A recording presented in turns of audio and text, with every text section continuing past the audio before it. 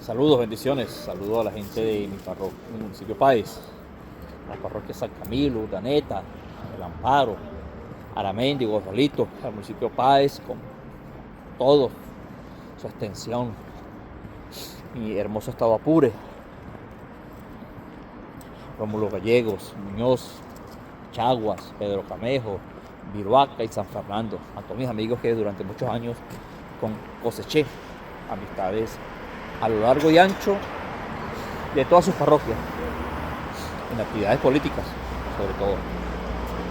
Tuve la oportunidad de caminar, recorrer con muchas campañas todo nuestro territorio. El día sábado, primero el día viernes, hubo un evento importante online, vía Zoom, en la cual me quedo con cosas importantes. Estaba el profesor Magdaleno.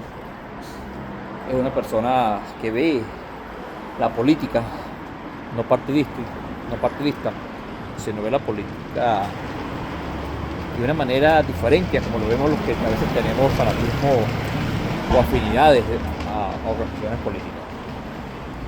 El profesor Magdaleno nos dejaba muchas cosas que aunque duelan,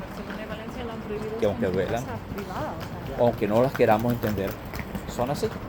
El proceso de la transición. Y como él decía, hay que leer las transiciones en otros países.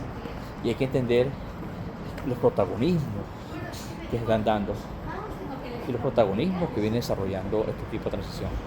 Yo doy mi voto de confianza a María Corina, a Pedro, Ritochú y a todo su equipo de su organización política que está llevando a cabo este trabajo. A veces quisiéramos que todo fuera más rápido. A veces deseamos que este sea un parpadear y que se establezca ya. Los que están allá desean el cambio rápido. Los que estamos acá deseamos volver rápido, lo más pronto posible. Y en otro programa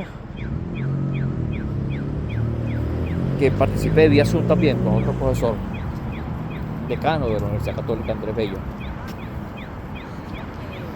compartimos más cosas un poco diferentes a la de Magdaleno, pero hablamos de la gobernabilidad, hablamos de la gobernanza, hablamos de las instituciones. Y esto es importante tenerlo en cuenta. Desde hace muchos años, el régimen venezolano, el régimen de Chávez, hizo lo necesario para destruir las instituciones que nos daban cierta información básica para el crecimiento y la planificación del Estado. Pensaba a lo mejor como un emperador o como un rey, y que no necesitaba criterios técnicos para tomar decisiones y para el comportamiento democrático de una nación. En mi exposición comentaba la importancia de tener instituciones que funcionen. Hoy por hoy, los reclamos de una sociedad, los reclamos de un municipio, los reclamos de sus habitantes son muchos. La capacidad económica que tiene un municipio es poca. Y es poca porque ellos mismos lo quisieron así. Cuando estaba el Yuri y el Instituto Nacional de Estadística, ellos eliminaban los censos. ¿Por qué los censos? Para no tener las estadísticas necesarias. ¿Y por qué no querían tener las estadísticas necesarias? Porque así mantenía centralizado el poder, tenían ocupada una población votando por proyectos, más no con las cosas que eran obligatorias, cumplimiento que tiene que tener el Estado venezolano. Y da tristeza que aún sigamos pensando que el cambio de régimen va a solucionar muchas cosas. Esa es la estructura del Estado que hay que cambiar completamente. Hay que cambiar la estructura del Estado. Por ejemplo, es público y notorio el presupuesto del municipio Páez. Ahí está, publicado en Gaceta, cualquiera lo puede imprimir, cualquiera lo puede buscar. Y cuando empezamos a revisar ese presupuesto del municipio Páez, y empieza ese pedo y la caraja porque hablamos ingresos y gastos. Pero empezamos a ver necesidades y empezamos a leer cada una de las partidas.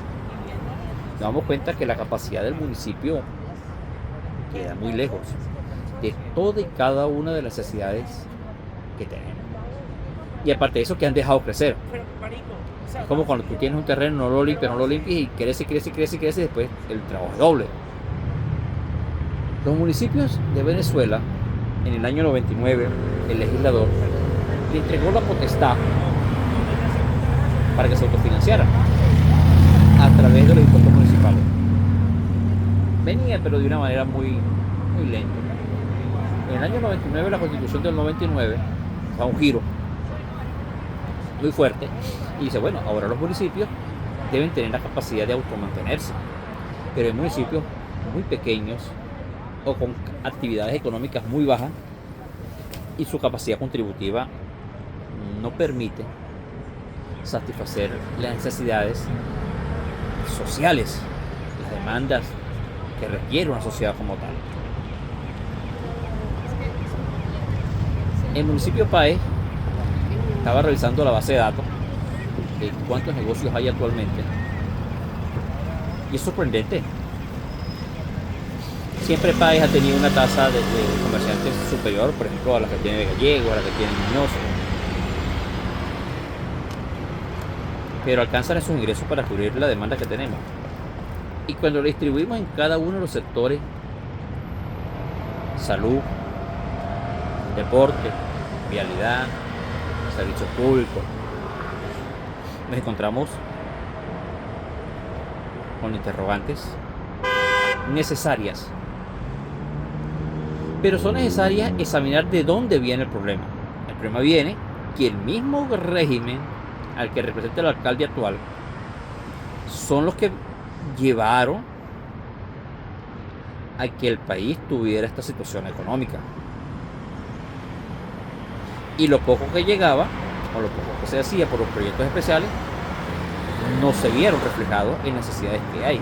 Yo me acuerdo que se invirtió una cantidad cuando José María y hablaba de una vertiente o un naciente que hizo por allá y lo mostraban con orgullo, que entre 8 o 10 años no iba a tocar volverle a colocar dinero a la curva 3.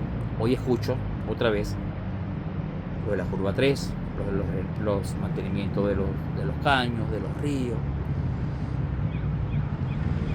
Y vale decir una frase que escuché en un curso por allá hace muchos años, pero que era del CESAC.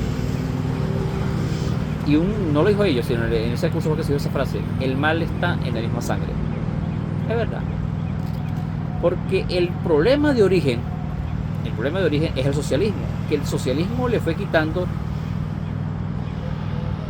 recursos a los municipios, porque y vuelvo al principio, como no tenemos una base de datos real y certera de cuántos habitantes hay, de cuántos servicios priorizamos por cada habitante, sencillamente no tenemos la capacidad de respuestas ante tantas necesidades que tiene el municipio.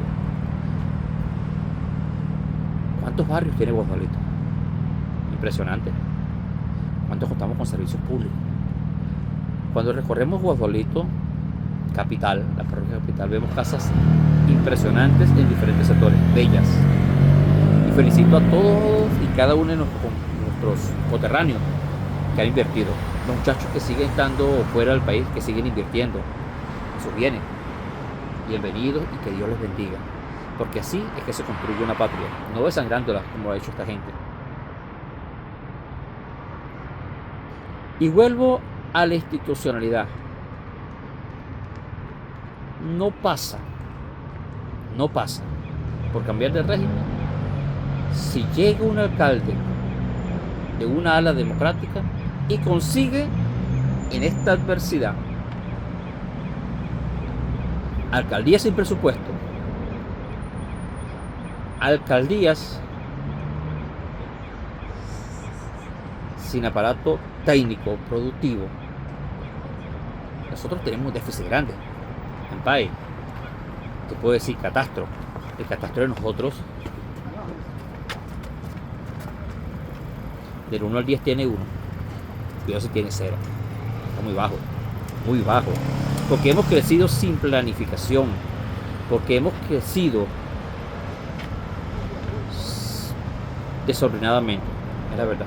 Hemos crecido desordenadamente.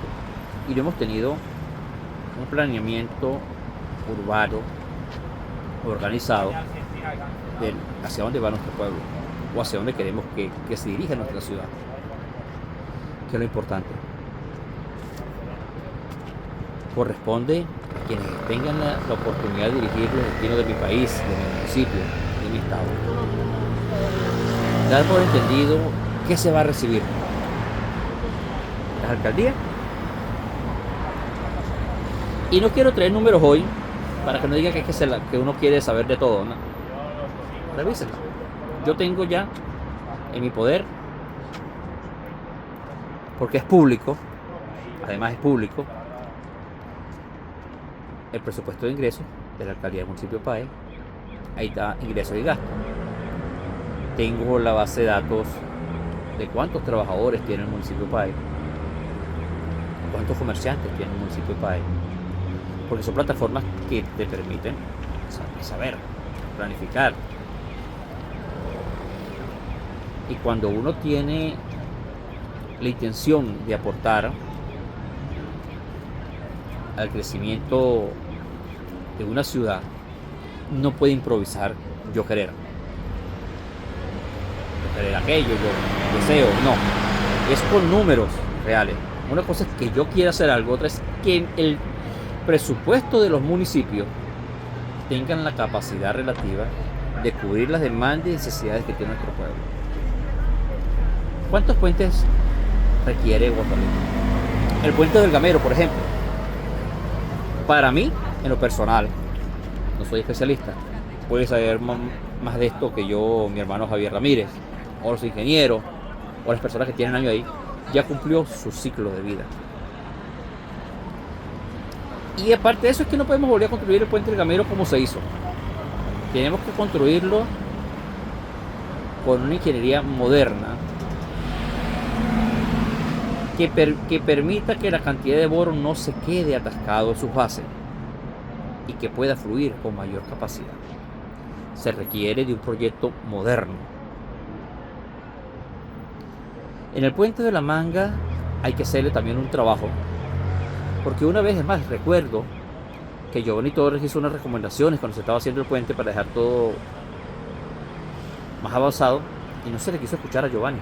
Giovanni en esa época era de Protección Civil. Y cuando se colocaron los tubos del agua, no se quiso escuchar tampoco a las personas. Porque aquellos del presupuesto podía más que gastar un poquito más, pero dejar un trabajo futuro. Nosotros tenemos que proyectar las obras a 30 años.